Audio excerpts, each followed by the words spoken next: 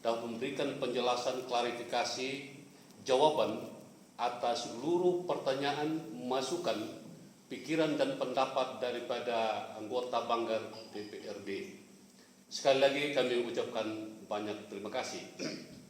Tapi sebelum kita lanjut, ada beberapa hal yang ingin saya sampaikan. Yang pertama, tentang rekomendasi, kembali lagi, rekomendasi tentang rumah mandiri. Memang pada prinsipnya kita tahu dan kita paham betul bahwa rumah mandiri ini adalah kebijakan strategis. Salah satu dari 11 program strategis Kabupaten Sumba Tengah. Yang ingin juga kita tahu, sampai dengan 3 tahun sekarang ini, sudah berapa persenkah kekuatan daripada program rumah mandiri ini menurunkan angka kemiskinan? Karena alasan kita adalah ini yang paling cepat dan paling ampuh, yang paling cocok dalam kerangka menurunkan angka kemiskinan.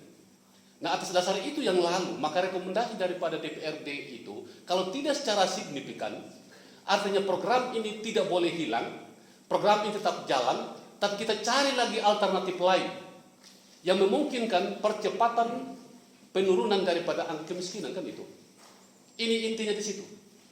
Jadi program itu tidak boleh hilang, tetapi kalau tidak hilang dan tidak secara signifikan mengungkit penurunan daripada angka kemiskinan itu, dan ini yang menjadi pergumulan kita. Alasannya karena miskin, tapi tidak seberapa jauh kemampuan penurunannya. Ini yang perlu digumuli betul. Itu satu. Yang kedua, sekarang ini pemerintah punya data tidak? Dari seluruh berapa sekarang ini rumah mandiri yang sudah dibangun? Berapa rumah yang sudah didiami? Berapa rumah yang belum didiami? Lalu indikasi penilaian tingkat ungkit daripada rumah mandiri yang sudah dibangun ini sekian persen menurunkan angka kemungkinan, dan harus terinci itu, dia harus realistis gitu. Itu satu tentang rumah mandiri, karena secara kebetulan ini menjadi rekomendasi, dan rekomendasi yang lalu itu kita sudah sepakat.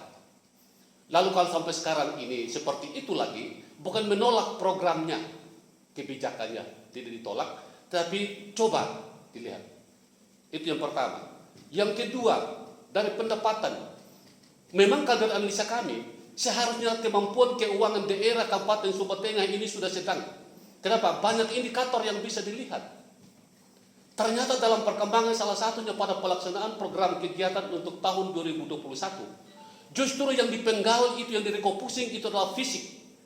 Padahal fisik itu, di situ ada sumber pendapatan asli daerah yang namanya retribusi galian C. Jadi kalau analisa daripada DPR itu sudah ada pada sedang, tidak salah. Yang paling masalah adalah kita sudah sepakat sama-sama program yang kita jalankan 4 tahun 2021, lalu secara sepihak refocusing itu dilakukan, dan dilakukan pada mana yang pemerintah mau. Dan tidak ada lagi diskusi, tidak ada lagi kesepakatan bersama mana yang kita refocusing dan sebagainya. Apa memang ini ada aturannya seperti itu? Itu yang kedua. Yang ketiga, banyak hal yang sebenarnya, contoh tadi itu dari pajak bumi dan bangunan, tentang sertifikat tanah. Yang saya mau tanya sekarang, dari sertifikat tanah di Sumba Tengah ini, kemampuan dopingnya terhadap pendapatan asli daerah yang namanya pajak PBB itu berapa? Dari tahun ke tahun sampai dengan sekarang ini, berapa? Karena kami sudah panggil itu Kepala Pertanahan Nasional di Kabupaten Sumba Tengah, justru sebenarnya sangat besar di situ. Bukan yang sekedar itu yang tadi itu 2 miliar lebih dari galian C. Bisa naik lagi itu 2 miliar lebih dari galian C. Kalau Patembu itu jalannya diperbaiki, lalu di situ ada sumber galian C. Kalau itu jalan-jalan yang ada sumber galian C-nya diperbaiki, diperhatikan, di situ ada pendapatan asli daerah yang bertambah. Lebih, bahkan lebih banyak, lebih besar itu. Belum lagi tadi itu yang bilang retribusi rumah makan, retribusi apa dan sebagainya. Kalau itu semua ini secara cerdas dan cermat dilakukan, lebih dari sedang ini Sumba Tengah. Ini dasar analisa kami dari lembaga ini. Lalu kami tidak sekadar berasumsi, dan asumsi ini ternyata tidak jalan, karena apa yang kita sudah sepakati lalu tidak jalan di pemerintah sana. Dan kemudian ini menjadi pertimbangan. Dari tahun ke tahun itu yang menjadi pertimbangan tentang kemampuan keuangan daerah. Lalu kapan? Tahun depan kita harap. Apa yang kita harapkan kalau apa yang kita katakan di sini tidak dilakukan? Nah karena itu tentu apa yang menjadi jawaban penjelasan dari pemerintah kita terima. Ini sebuah kondisi memang yang kita terima.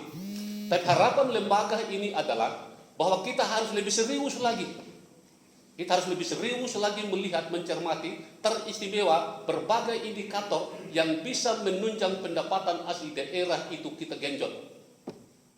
Kalau tadi retribusi lain itu harus ada UPTD-nya. Seandainya tanpa UPTD, apa retribusi itu tidak jalan? Apakah retribusi itu kita tinggalkan? Atau dengan kata lain, kalau aturan retribusi sudah ada, lalu UPTD ada ini dan kita alihkan kepada UPTD, apa tidak bisa? Kalau memang tidak bisa, memang taruhannya adalah perda daripada UPTD. Kita percepat. Lalu kapan dilakukan?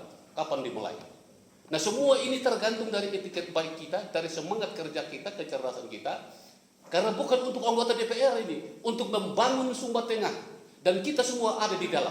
Dan kitalah yang bertanggung jawab baik secara moral, tenaga dan fisik untuk bagaimana membangun Sumba Tengah ini dalam berbagai macam aspek hal indikator, lalu kita keluar dari kemiskinan.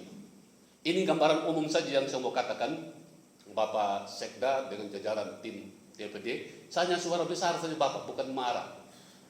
Tetapi pada prinsipnya penjelasan klarifikasi itu kita terima, dan kondisi kita seperti itu bagaimana lagi. Tapi semangat tidak boleh lemah, tidak boleh mundur, dan inilah kita. Karena hal kita sudah yang diberi kuasa, yang dimandat oleh Tuhan untuk membangun Sumba Tengah. Itu dari saya, mungkin ada tambahan dari teman-teman anggota Banggar. Waktu dan kesempatan saya berikan. Saya Pak Ketua Pemimpin. Silakan Pak Melki.